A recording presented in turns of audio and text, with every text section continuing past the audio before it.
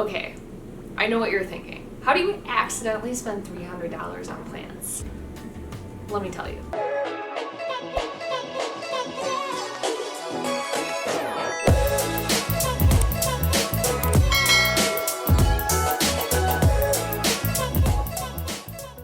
What's up, you guys? If you're new here, I'm Caitlin from Leave Me Alone Plants, and if you're not new here, then this video might not come as much of a surprise to you. But boy, the other day did I go on quite the journey to acquire some new plants. And as this title had mentioned, it happened by accident. Well, kind of. So the root of the problem came from where most of my plant buying journeys began, and that is from seeing someone post on Facebook. Well, word had gotten out about this strange, mysterious, mystical plant that was out there in the world, and I just had to have it. And coincidentally, this strange, mysterious plant that I had to have isn't even real. I'd like you all to meet the culprit of my plant buying extravaganza yesterday. So I had seen in my Facebook group that Michaels had come out with their Halloween edition of decorations, and this guy was part of the collection. Now, the houseplant community had been going crazy. People had been buying these, and as soon as I saw them, I knew that I had to have one. Like, this guy is the coolest plant that I have ever seen, even if he's fake, but that's beside the point. So I made my merry little way over to Michael's. In fact, I even downloaded a coupon, and I, of course, picked up this guy. Now, he comes in multiple sizes if you are interested in them. They seem to be all over the country, so if you have a Michael's near you, then likely you will be able to pick one of these up. This specific size, after the coupon and being on sale, came out to $29. They have all shapes and sizes ranging in price from, I believe, $20 all the way up to like $120. So if you would like to start your day off on a plant buying extravaganza, then I recommend making this your first stop. Well, as fate would have it, right next to my local Michael's, there also happens to be a Lowe's. Now, this Lowe's tends to be one of my favorite Lowe's for houseplant shopping, and even though I went out and I told myself I was not buying any more plants except for this fake plant, I just thought, we'll go for a little browse at Lowe's. We'll see what they have there. Just check it out.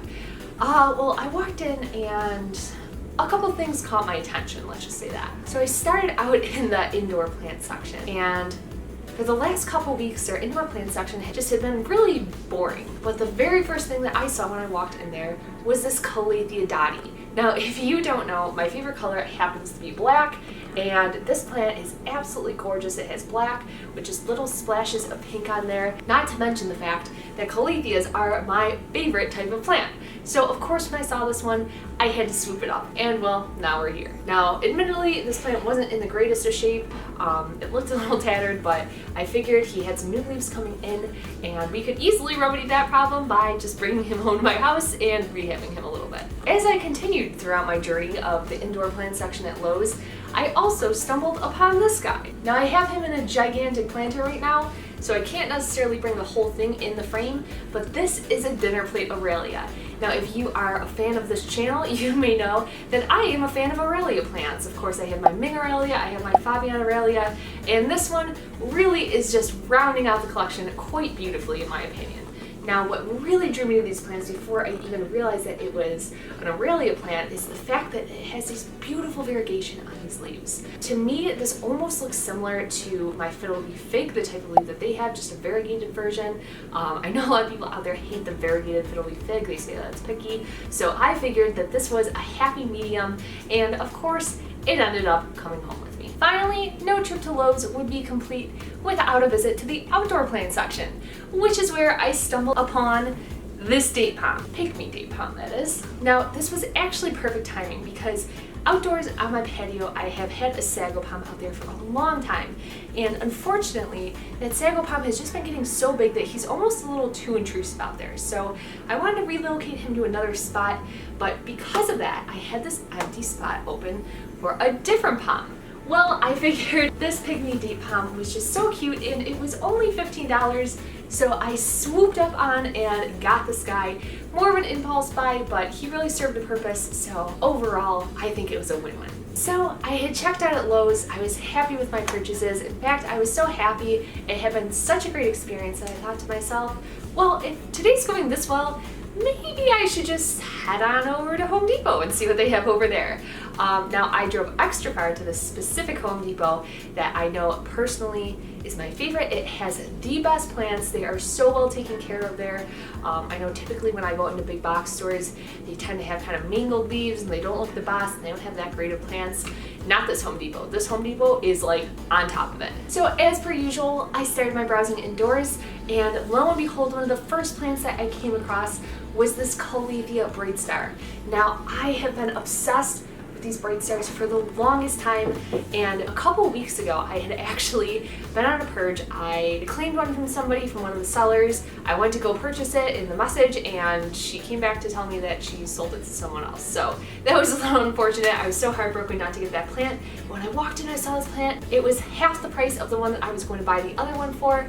So of course I had to swoop up and get it. And I mean, come on, tell me that this isn't a sexy plant right here. So I continue my journey throughout the indoor plant section and walk a couple more feet, and lo and behold, I find this guy. I don't even know the specific type of Calathea that this is. To me, it looks like something in between a medallion and a peacock Calathea. So if you know what the variety is, please drop it in the comments down below. But oh my god, like look at how full and beautiful this guy is. I mean, come on, I'd be crazy to leave this guy here, and you know, when in Rome. So we picked this guy up as well, and he might be one of my favorite plants from this entire haul today. I just think he's so full, so gorgeous, and yeah, I really couldn't be any happier with this purchase. So I continued browsing through the indoor section, and that was really the only things that really stood out to me that I just had to have it there. But then it was time to go to the outdoor plant section. That is when I stumbled across this pink butterfly Kale Cowy. Now, this plant is also more commonly known as a mother of millions, and these plants are so cool. So one of the characteristics that these plants are specifically known for is that the top of these plants, his soil's a little loose, so I don't want to tip him over too much, but the top of these plants, you may be able to see it has all these little weird dots on there.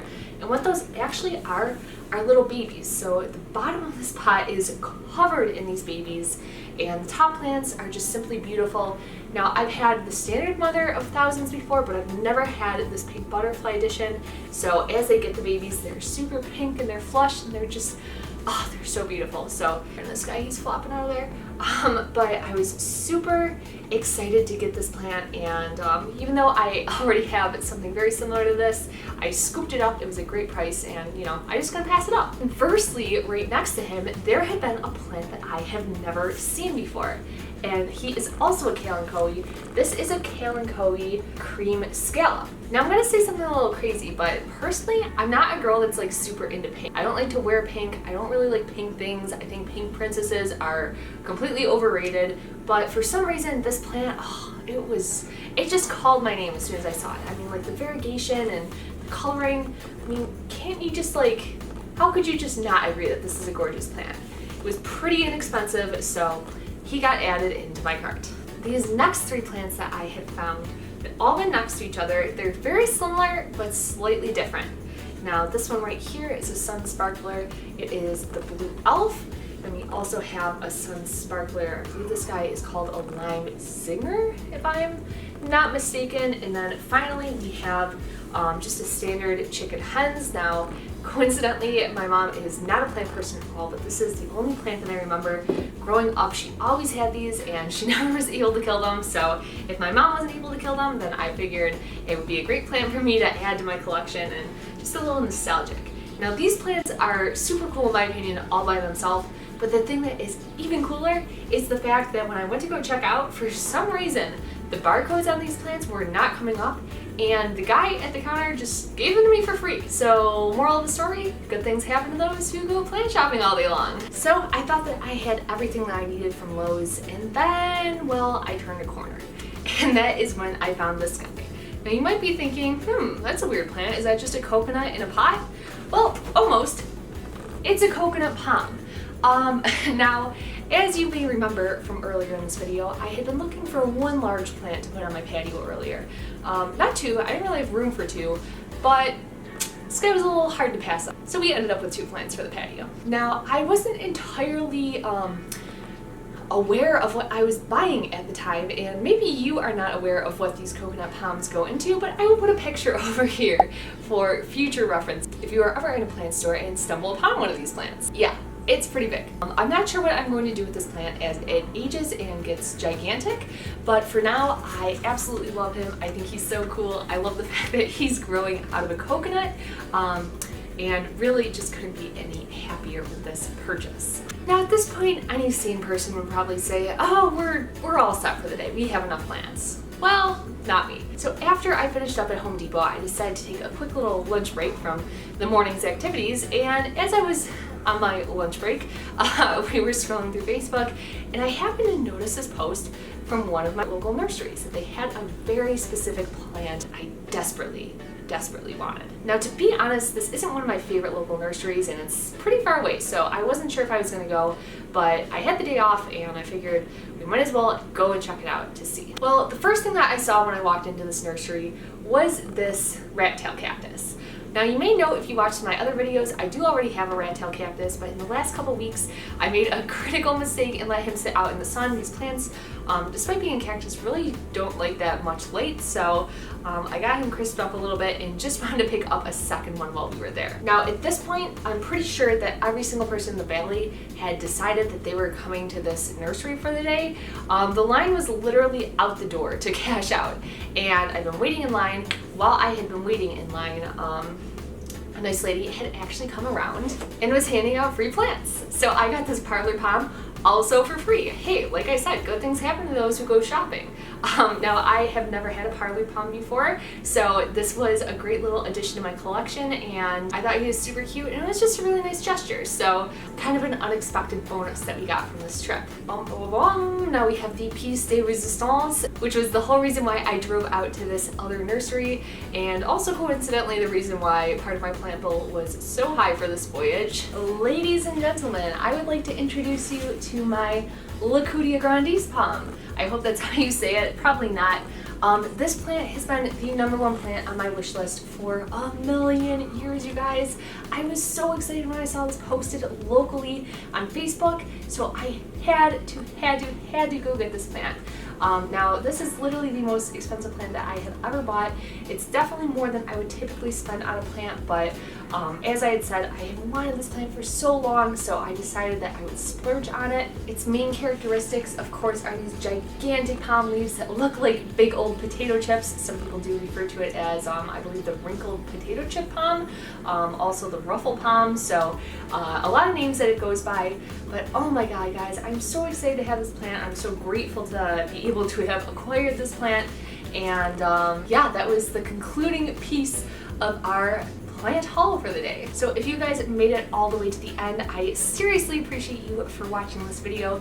Comment down below on what is the biggest plant haul that you have ever gotten, or which of my plants were your favorite. I would love to know. Also, while you're here, don't forget to hit that like button and that subscribe button. It really helps me out and helps us grow this channel. Thank you guys so much for watching, and I hope to see you in the next video.